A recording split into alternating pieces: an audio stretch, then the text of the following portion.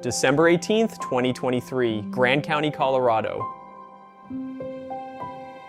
Temperature minus 14 degrees Fahrenheit, the kind of cold that settles into the ground and stays there.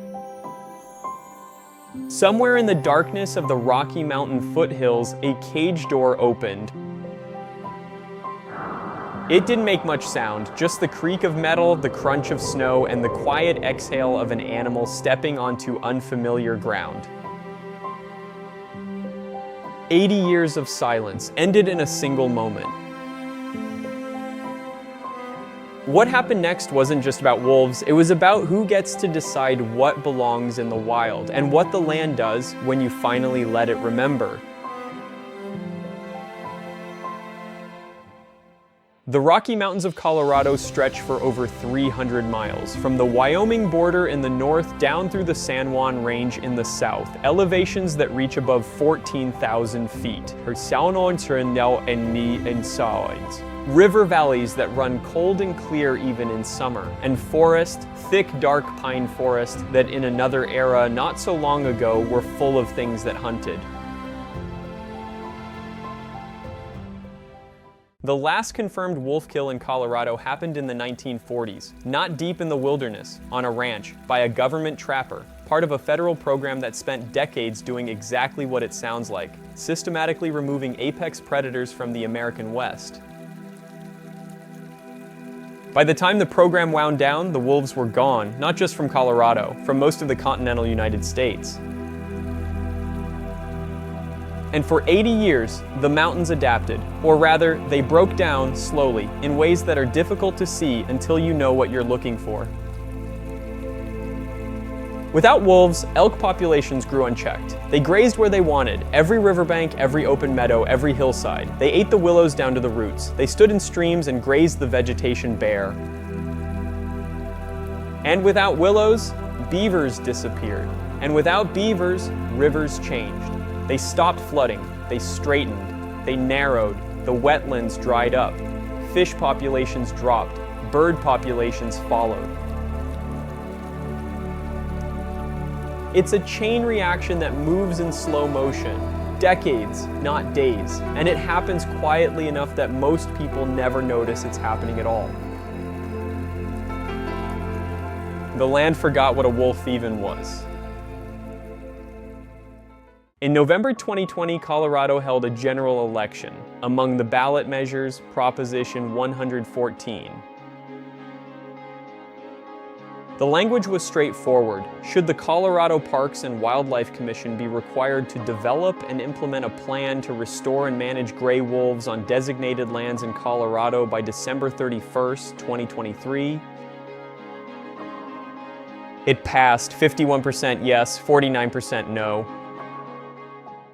Less than 1 percentage point. 56,000 votes out of nearly 3 million cast. That's not a mandate, that's a country divided, living inside the borders of one state. Look at a county-by-county map of that vote, and the split is almost geographic. The cities, Denver, Boulder, Fort Collins, voted yes, overwhelmingly. The rural counties, Grand, Moffett, Root, Rio Blanco, voted no, just as overwhelmingly. And what's striking is this. Most of the people who voted yes would likely never encounter a wolf in their lifetime. They live in suburbs and cities far from the mountain ranches where the wolves would actually be released. The people who voted no, the ranchers, the farmers, the families whose livelihoods depend on livestock, they were about to become neighbors with an animal they never agreed to live beside. For the first time in American history, the return of a wild species was decided not by wildlife biologists, but by a ballot. It took 3 years to prepare. Biologists from Colorado Parks and Wildlife worked with their counterparts in Oregon and British Columbia to identify suitable wolf candidates. They were looking for specific traits, healthy animals, established pack behavior, wolves that had demonstrated they could survive in mountain terrain. On December 18, 2023, 10 wolves were transported by helicopter and truck to a remote location in Grand County, Colorado. 6 females, 4 males, each one fitted with a GPS radio collar that would transmit location data every 4 hours. The release happened at night, not for drama, but because darkness reduces stress in the animals and limits the presence of observers. Wildlife biologists in cold weather gear, headlamps, transport cages stacked in truck beds, the sound of snow compressing underfoot. And then, one by one, the cage doors opened. The first wolf paused at the threshold, head low, ears forward, taking in a landscape it had never seen, at an elevation it had never been. It stood there for a moment that felt much longer than it was, then it stepped out, looked around once, and disappeared into the dark. Scientists would track its every move from that point forward. The collar would record its location, its elevation, its patterns, data points on a map transmitted to a server in Denver. But no data point could capture what that animal experienced in those first few hours of freedom in a state that had spent 80 years without its kind. By morning, the wolves had covered miles, moving through terrain that hadn't heard them since before any living rancher in the county was born. Spring came early to Grand County in 2024. And with it, the first confirmed wolf depredation, a calf, on a ranch that had operated in the same family for 3 generations. The rancher's name doesn't need to be said here, but his words were recorded and they're worth hearing. A depredating pack, known to have attacked livestock in Oregon, was brought here. They packaged them up, put them away for a while, then released them right in my backyard.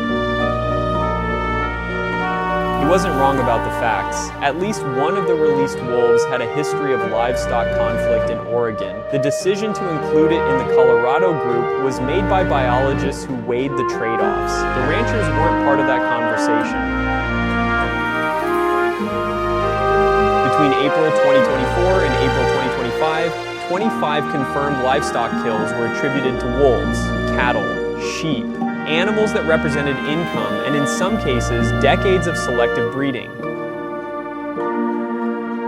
Colorado Parks and Wildlife offers compensation for confirmed losses, but confirmation takes time, and not every kill is found before it's beyond identification. The program's budget tells its own story. When Proposition 114 passed, the estimated cost was $800,000. By early 2025, actual expenditures had exceeded $3 million, and the program was still in its early stages. In the rural counties that voted against reintroduction, these numbers weren't abstract. They were the daily reality of people who had been outvoted by populations that would never share their risk. And yet,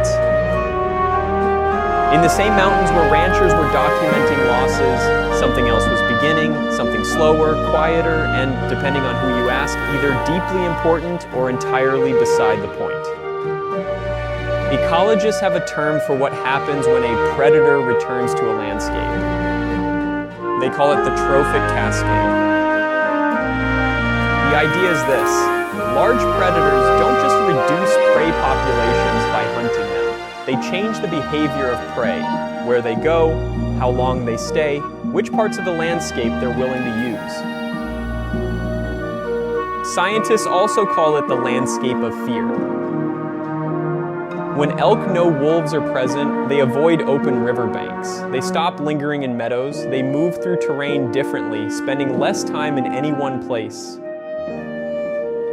And that behavioral shift, that's where the cascade begins.